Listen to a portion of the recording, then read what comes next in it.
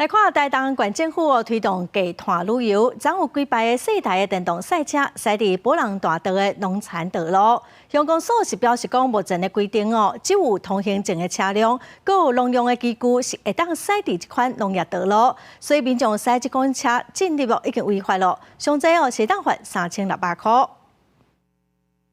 19下晡，台东县府伫地上北龙大道即时影像，看到几排电动卡丁车驶伫北龙大道。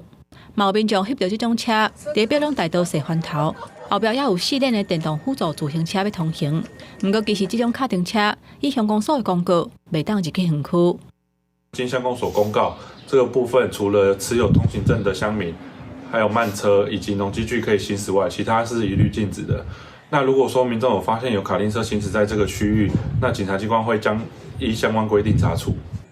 这种个人驾驶的电动卡丁车，以目前的道路交通管理处罚条例是无属于慢车，袂当驶伫车路的，便若驶去哩会当罚1200块至3600的罚款。今年地上北龙大道已经发生50多件4辆电动辅助自行车的意外。北龙大道阁是真受欢迎的观光景点，4辆电动辅助自行车的业者，当地争取纳入车辆的管理。